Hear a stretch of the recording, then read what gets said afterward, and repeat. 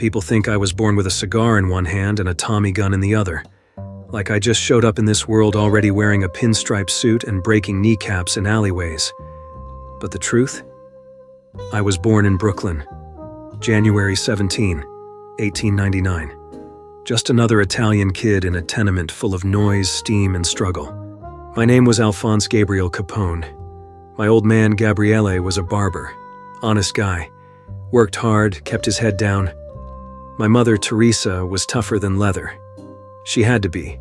Raising 9 kids in that part of Brooklyn took more guts than anything I ever did. We lived on Navy Street, then moved to the slums around Park Slope. It wasn't much, but it was ours. People romanticized the old neighborhoods. The little Italies, the smells of fresh bread and garlic, the Sunday dinners. That's real, yeah. But so was the hunger. The shame of wearing shoes with holes. The sound of cops cracking heads for no reason.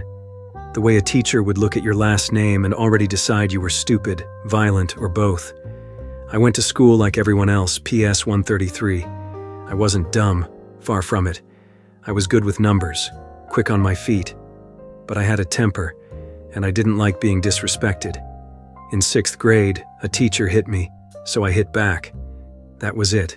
Expelled. Just like that. No second chances for kids like me. After that, school was over. The street became my classroom. At 14, I was already looking for ways to earn. Honest work didn't pay, not really. I ran errands, sold papers, shined shoes. But those coins didn't stretch far. I started watching the older boys, the ones with shiny shoes and gold teeth, standing on corners like they owned the earth. They weren't clocking in. They weren't begging for scraps. They were taking. And I learned fast. In this world, nobody hands you respect. You earn it. Or you take it. I joined a crew. Small-time stuff. Protection rackets, dice games, hustling booze. Then I met Johnny Torrio, a man who understood the game like a general understands war. He saw something in me. Said I had the brains and the muscle, the balance, the calm.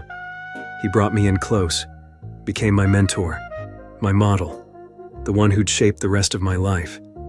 But before I followed Torrio to Chicago, there was one more thing. Frankie Yale. Real name, Francesco Wally. Ran a bar called the Harvard Inn on Coney Island. I worked there as a bouncer. That's where I got the scar. Some loudmouth called me a Dago punk. I didn't wait. Smashed him good. But his buddy pulled a blade, slashed me across the face. 3 times. That was it. The birth of Scarface. I hated that name. Only reporters used it. People who wanted to sell papers or sound tough. My friends? They called me Snorky, because I dressed sharp. Always did. A man's suit tells the world how he expects to be treated. I wore mine like armor. In 1919, Torrio moved to Chicago. He sent word, come join me. Said there were bigger things happening out west. I packed up and went, no hesitation. New York had made me, but Chicago would crown me. At first, I was just Torrio's right hand. Ran clubs, managed muscle, collected debts. It was prohibition now, the golden age for men like us. The country had gone dry, but the people didn't want to stay sober. That meant opportunity. We weren't criminals, we were providers, supplying what the law denied. We built an empire on booze, gambling, girls, and protection. Quiet at first, smooth. We greased the right palms, cops, aldermen, judges. Everyone has a price. You just gotta find it. And if they didn't take money, they took fear. But power draws fire. We weren't the only players. Irish mobs, Jewish outfits, Polish crews. Chicago was a war zone with neon lights. And when Big Jim Colosimo, Torrio's boss, started hesitating about expanding the booze trade, things got messy. Torrio wanted more. I wanted more. Big Jim was in the way. He got shot in his own restaurant in 1920. No one saw a thing. But let's just say, after that, Torrio took over. And I moved up. The next few years were blood and gold. We raked in millions, kept the city wet while the law chased ghosts. But the violence never stopped. Rivals took shots. We shot back. And in 1925, Torrio got hit, ambushed outside his home. He survived, but it scared him. He wanted out. So he gave it all to me. I was 26. Think about that. 26 years old and running the most powerful criminal organization in America. They called it the Chicago outfit. I called it business. And I ran it like a machine. I moved into the Metropole Hotel, held meetings in the Lexington, wore custom suits, tipped heavy, spoke soft. I didn't shout, didn't threaten. I let other people do the shouting. Me? I smiled. I made deals. I shook hands. And if a man crossed me, really crossed me, I made sure he never did it again. I wasn't reckless. I wasn't stupid. I paid my taxes. I donated to charities. I smiled for the press. Kids chased my car like I was a movie star. Reporters hounded me like I was royalty. And part of me loved it. The lights, the power, the myth. But behind all that shine was blood. Always blood. By 1925, I wasn't just running Chicago. I was Chicago. At least that's how it felt walking down Michigan Avenue in a tailored suit. Every eye glancing sideways like they weren't supposed to look but couldn't help themselves. The city was mine, block by block, bar by bar. And I wasn't shy about it. The newspapers painted me like some kind of criminal emperor. And you know what? I let them. Hell, I fed them stories sometimes. What's the point of power if nobody knows your name? But make no mistake, it wasn't all cigars and smiles. We were in a war. Not the kind with uniforms and medals, the kind where bodies dropped in alleys and storefronts exploded without warning. The North Side gang run by Dean O'Banion was our biggest headache. Irish crew, arrogant, wild, sloppy. Dean thought he was untouchable, so we touched him. In 1924, we sent 3 men into his flower shop. A nice place, lots of white lilies, fancy arrangements. He was clipping stems when they put 3 bullets in his face. Blood on the roses. That was the first real declaration. After that, the streets ran red for years. O'Banion's crew didn't fold. They regrouped under Jaime Weiss, then Bugs Moran, vicious types. Ambushes, drive-bys, bombs. They tried to take me out more than once. One time, they riddled the whole front of the Hawthorne Hotel with bullets, where I'd been staying. Hundreds of rounds, just missing me. I walked out untouched. The papers called it a miracle. I called it a message. You shoot at me, you don't miss. That's when I stopped pretending to play fair. See, I wasn't about chaos. I liked control, stability, profit. The city didn't run better when people were scared. It ran better when they were grateful. I paid for soup kitchens during the Depression, donated thousands to orphanages, helped rebuild churches, kept streets safe, my streets anyway. Girls could walk alone at night on Capone turf. That's not fiction, that's order. And the money? It flowed like whiskey behind a secret door. Bootlegging was the engine. We had fleets of trucks, warehouses disguised as bakeries, bribed cops guarding the routes. We brought Canadian whiskey across the border in armored cars, used laundries and funeral homes to launder the cash. You think I was just a thug? No, I ran a business empire. Tens of millions a year. No taxes, no oversight, just loyalty and fear. And loyalty is a strange beast. It's not bought. Not really. It's built. Through favors, through silence, through bullets when necessary. By 1927, I was in the spotlight everywhere. Photographers chased my car. Women wrote letters like I was a movie star. I had the Metropole, then the Lexington Hotel, entire floors under my control. My own elevators, my own guards. I carried a .38, but I rarely touched it. That's what soldiers were for. They called me Scarface in the papers. Again and again, I told them, if you say it again, you'll lose your pen hand. They laughed, wrote it twice as often. I didn't care. Let them paint me however they wanted, just spell the name right. But not everyone smiled when they said it. President Hoover? He hated my guts. Said I was a symbol of everything wrong with America. Funny, coming from Washington, they drank the same bootleg whiskey at their parties. But the big one? The move that changed everything? February 14th, 1929. The St. Valentine's Day Massacre. 7 men lined up in a garage on North Clark Street. Moran's men. They thought it was a raid. Cops in uniforms, hands on the wall. Then Tommy guns opened fire, point blank, sprayed them down like dogs. No mercy, no mistakes. Clean, efficient, brutal. People said it was me, said I ordered it. Let's get one thing straight. I wasn't in Chicago that day. I was in Florida, warm sun on my face, eating breakfast, airtight alibi. But did I know what was going to happen? Did I give the nod before I left? You think I'm going to answer that? The point is, after that, everything changed. The public turned. Not all of them, but enough. Until then, they'd seen me as some kind of outlaw prince, a necessary evil who kept the streets clean and the booze flowing. But 7 bodies in a garage riddled with bullets like Swiss cheese, that made headlines in every state. Suddenly, it wasn't just cops after me. It was the federal government. They couldn't get me on murder. Not directly. Couldn't pin racketeering, no paper trail. But there was one thing I hadn't paid attention to. One thing I thought was beneath me. Taxes. That's how they started the net. In the background, this little guy from the Treasury Department, Frank J. Wilson, started going through my spending. Club tabs, hotel bills, real estate, jewelry, tailored suits, all without declared income. They built a case slow, careful, piece by piece. And me? I got comfortable. Too comfortable. I thought I was untouchable. The press still followed me like I was royalty. I threw parties, smiled for the cameras, lived big, all while the IRS was silently sharpening the knife.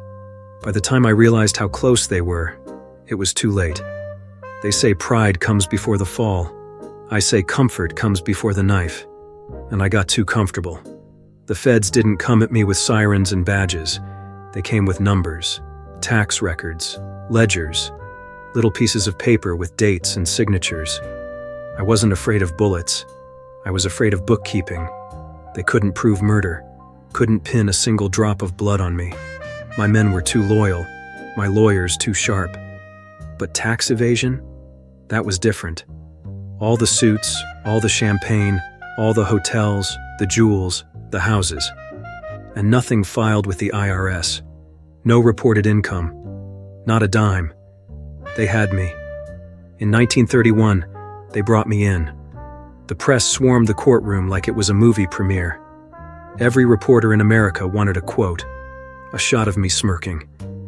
I wore my best suit, sat up straight, and gave them what they wanted. The image, the legend. But inside, I felt the ground shift. They offered me a deal. 2 years. I said no. Thought I'd beat them. Big mistake. The trial dragged on. Witnesses appeared out of nowhere. Clerks, bookkeepers, people I didn't even remember meeting. One by one, they nailed down my lifestyle.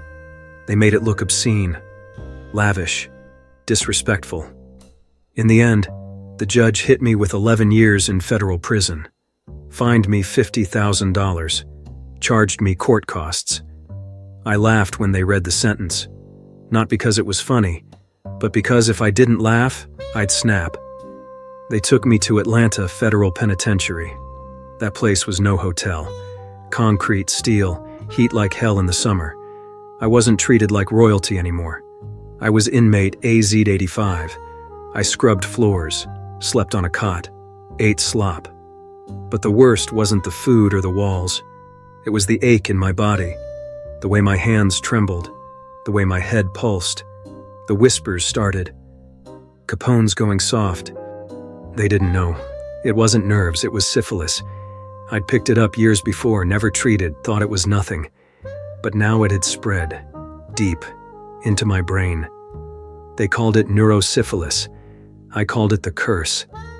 I forgot things, slurred my words. My temper flared. Sometimes I didn't recognize my own handwriting. They transferred me to Alcatraz in 1934. That place was different, built on rock, surrounded by freezing water. The guards didn't talk. The inmates didn't smile. Everything was rules, bells, silence. I wasn't Capone there. I was just another number, another body in a cell. The other cons hated me. Some tried to get close. Others wanted to take me down. I kept my head low, played banjo in the prison band. No joke. Every Sunday we played for the yard. I strummed along like I was still in control of something. But inside, I was rotting. I saw shadows in the corners, heard voices. I was 37 and felt like an old man. The disease clawed through my brain, eating memories, stealing years. I couldn't think straight. I lost weight. I lost my edge. The men who once feared me now pitied me. In 1939, after serving 7 years, they let me go.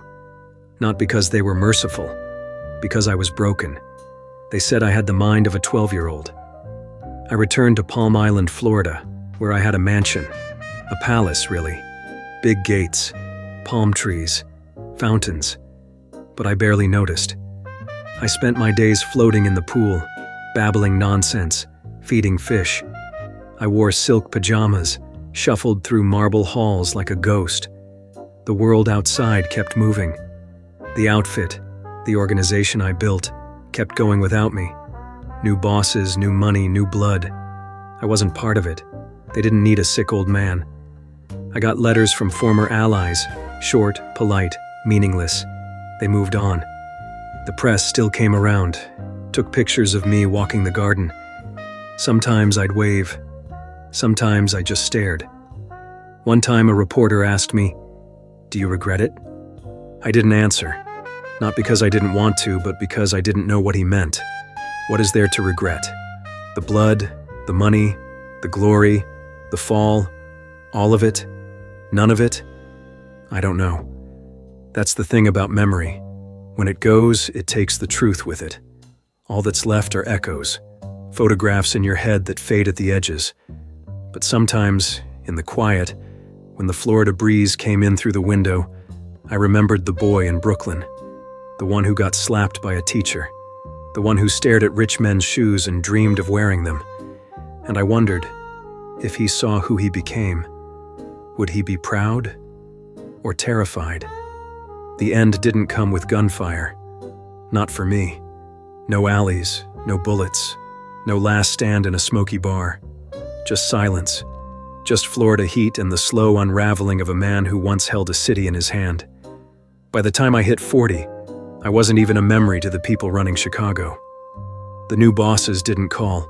The newspapers stopped printing my name. Kids grew up hearing the name Capone, but they didn't know who I was. Just a shadow, just a warning in a school book or a punchline in a movie. I lived in that mansion like a ghost in his own body. The walls were tall, the gates locked, but there was nothing to protect anymore. My empire was gone. The organization I built with sweat, blood, and instinct had moved on. Cleaner, quieter, smarter. No more Tommy guns, just suits and phone calls. They didn't need Scarface anymore. And me? I couldn't even finish a sentence some days. The syphilis chewed up my brain like rats in a cellar. I forgot names, forgot how to write, couldn't count money, couldn't hold a thought for more than a minute. I used to run entire operations in my head, remember every deal, every cop on the take, every weak spot and every rival gang. Now I stared at a glass of water like I didn't know what it was. Sometimes, though, in the late hours when the house was quiet and the moonlight came through the blinds, I remembered things. Small things. My mother's voice, the smell of the barber shop, the feel of New York pavement under my shoes when I was just a kid hustling for nickels. Those were the clearest memories. Not the money, not the blood, just the beginning. In my last years, I started feeding fish in the pond out back. Name them, talk to them. I'd sit there for hours, mumbling while the help watched from a distance. They didn't know what to do with me. Nobody did. I was a relic, a broken king in a faded palace. Sometimes tourists tried to sneak photos through the fence. I'd wave, smile. I looked like someone's grandfather, shuffling around in a robe. They didn't see the man who once had half the city government in his pocket. Didn't see the blood on the marble floors. Just a shell. And then, one day, I just didn't get out of bed. That was January 25th, 1947.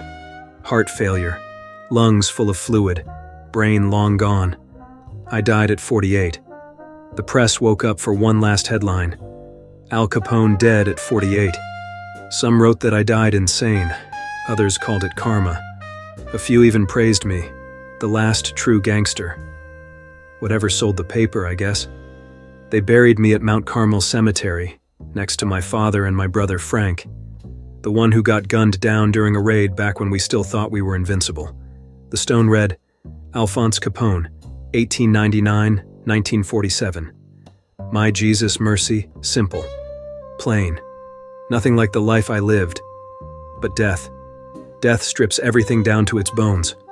What did I leave behind? Some say I left nothing but pain, that I was a cancer on the city, that I poisoned the streets with booze and bullets. Others say I was a product of my time, a businessman in a crooked world playing by its rules. Some even call me a genius. The truth, I was all of it. I was the boy who got beat by a teacher and never forgot. The kid who learned power not from books but from fear. The man who wore silk-like armor and smiled while the city burned behind him. I was sharp. I was ruthless. I was loyal. And I was human. You want to judge me? Go ahead. But understand what built me. Understand that the America I came up in wasn't soft and clean. It was tough, unforgiving. And I rose like steam through a crack in the street, hot, fast, and impossible to hold. You can't talk about the 20th century without my name. You can pretend otherwise, but it's there. In the movies, the books, the headlines, in the myths, in every story about men who took what they weren't given. Capone. Say it out loud. It still has weight. And I didn't buy that weight, I earned it. With blood. With brilliance. With fire. If you're listening now, if you made it through all of this, then maybe you understand me a little better. Maybe you see past the photos, past the headlines, past the hat and the cigar. I was more than a gangster. I was a mirror. And what you saw in me said more about you than it ever did about me.